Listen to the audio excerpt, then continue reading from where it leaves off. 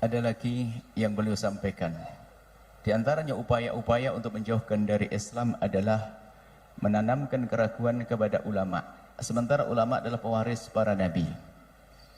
Beliau membaca sejarah bagaimana Islam masuk ke Indonesia dari para wali-wali Songo. Kemudian mereka bisa membuat ikatan khusus dengan para raja-raja, dengan pernikahan, lalu turunan-keturunan mereka. Kemudian membangun pesantren-pesantren. Kemudian sampai berkembang Islam. Jadi Islam berkembang, umat itu sudah sangat terbiasa dalam segala permasalahan mereka kembali kepada ulama-ulama yang tersebar di penjuru negeri. Akan tapi hari ini mulai diragukan tentang ulamanya, dijauhkan dari para ulamanya. Sesaat mengatakan ulamanya kolot, ketinggalan zaman, tidak ngerti kemodernan dan sebagainya, sehingga mereka tidak peduli lagi dengan ilmunya para ulama. Maka ini bentuk juga pemutusan daripada baginda Nabi Shallallahu Alaihi Wasallam. Sementara ulama pewaris Nabi, dan ulama adalah yang menyambungkan kita dengan baginda Nabi Muhammad Shallallahu Alaihi Wasallam. Ini kemudian ada hal lain lagi juga yang beliau sampaikan adalah menjauhkan kita dari baginda Nabi adalah dengan menjauhkan kita daripada dzurriyyah baginda Nabi Muhammad Shallallahu Alaihi Wasallam. Sehingga mungkin orang menjadi gelisah, gundah berkenaan dengan cucu Nabi Shallallahu Alaihi Wasallam. Kalau sudah orang tidak punya cinta dan rindu, tidak punya cinta, penghormatan kepada cucu baginda Nabi, bagaimana mungkin mereka akan sampai kepada baginda Nabi Muhammad Shallallahu Alaihi Wasallam? Ada upaya-upaya untuk meragukan hal yang demikian ini. Mungkin sudah mendengar di Indonesia. Mungkin selain dari pesan beliau, kami pesankan dari pribadi kami.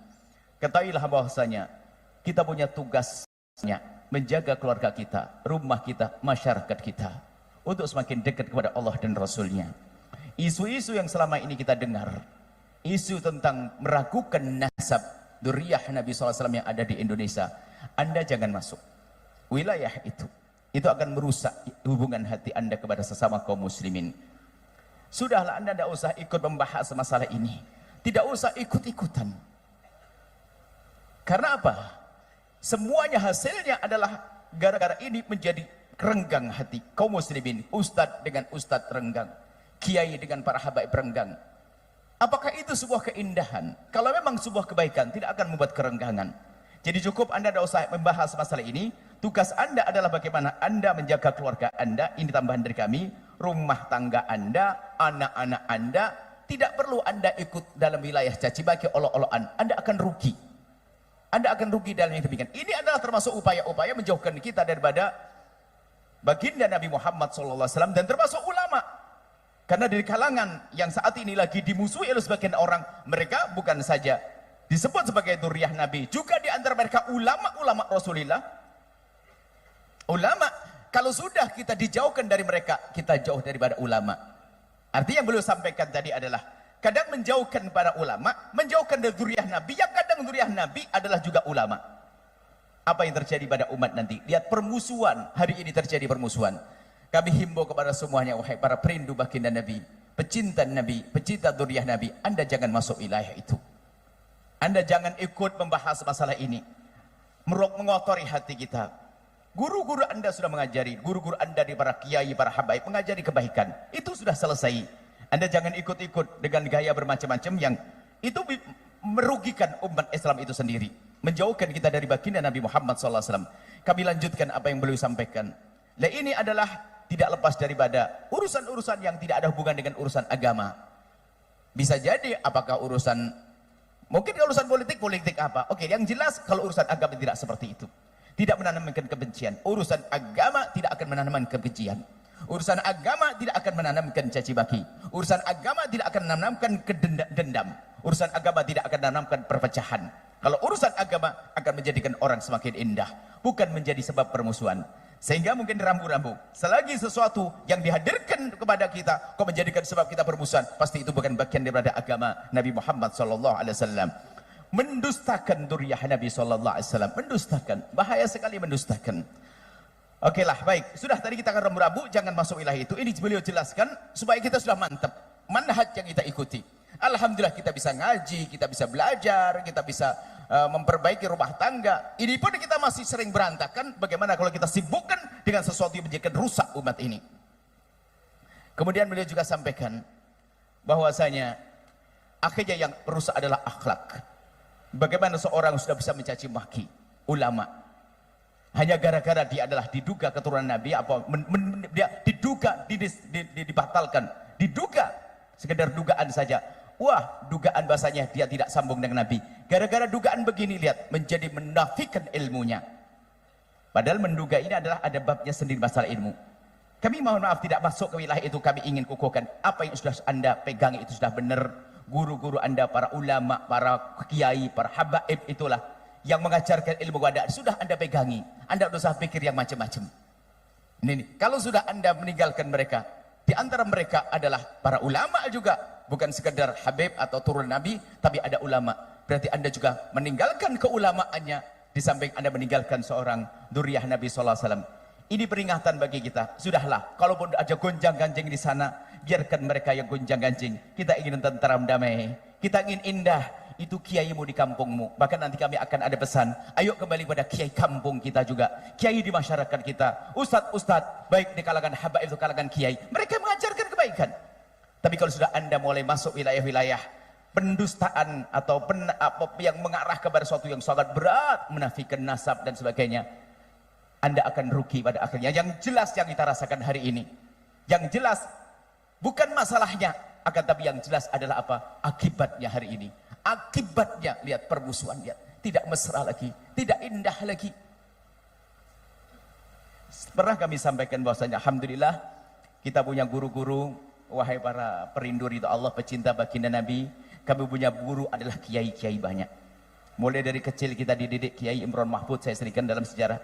Ada Kiai Robai, muridnya Kiai daripada Kiai Arwani Kudus. Kita belajar dari para kiai-kiai, kita belajar pesantren dan juga setelah itu kita menuntut ilmu yang cukup lama di kalangan para habaib. Guru kami adalah Abu Yal Habib Hasan bin Ahmad Baharun. Kemudian setelah itu kami berhijrah ke Yaman, berguru dengan guru mulia Habib Abdullah bin Muhammad Baharun. Mereka mengajarkan apa? Mengajarkan yaitu yang selama ini kami sampaikan kepada semuanya. Bagaimana kita adalah di samping ilmiah juga ada indah.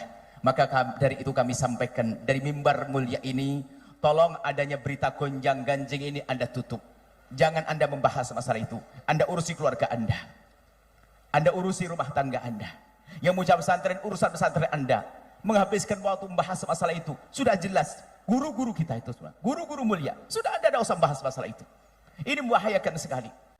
Akhirnya terjadi permusuhan. Yang kami rasakan adalah permusuhan hari ini.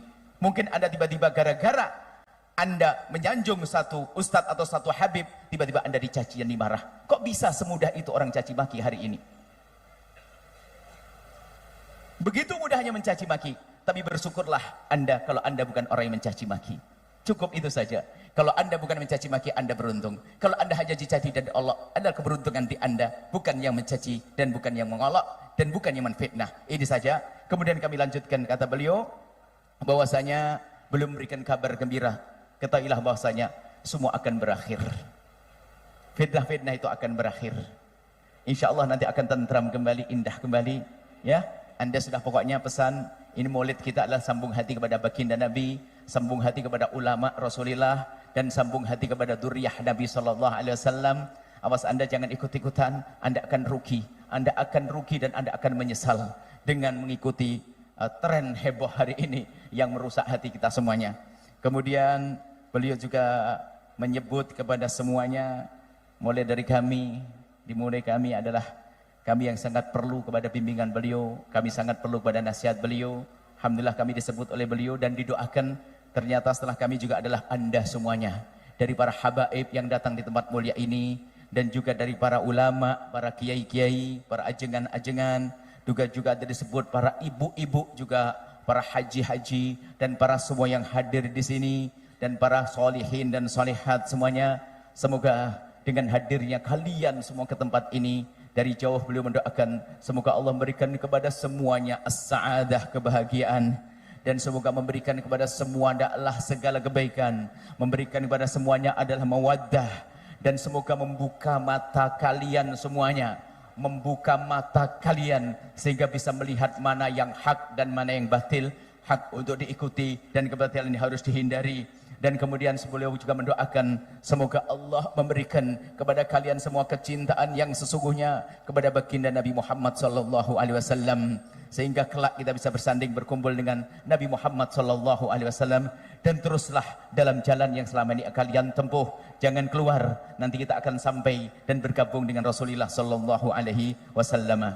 Ini yang beliau sampaikan, dan semoga Allah mungkin dari dengan tambah panasnya suasana ini, panasnya keadaan udara ini, insya Allah tambah diberi oleh Allah pemahaman ya.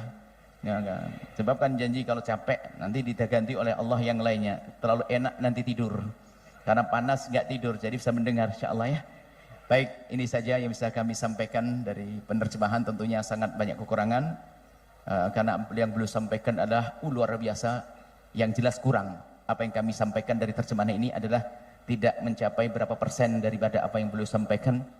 Belum lagi setiap kalimat dari seorang guru itu adalah penuh hikmah. Mungkin satu kalimat saja kalau kita syarai bisa panjang dan lebar. Bagaimana kita harus menerjemahkan kalimat-kalimat beliau dalam waktu yang singkat ini. Akan tapi biasanya, percaya bahwasanya setiap beliau menyampaikan ceramah satu kali, itu akan, kalau panjenengan Anda perhatikan, itu akan jadi materi yang akan kami kembangkan sepanjang tahun berikutnya. Semuanya begitu. Isyarat beliau sekali diucap, beliau akan kami terjemahkan dalam terjemah pengajian kami dalam setahun berikutnya. Sampai ketemu tahun depan di majelis ini. Tapi jangan begitu kelamaan InsyaAllah ini saja. Nuhibbukum fillah. Assalamualaikum warahmatullahi wabarakatuh.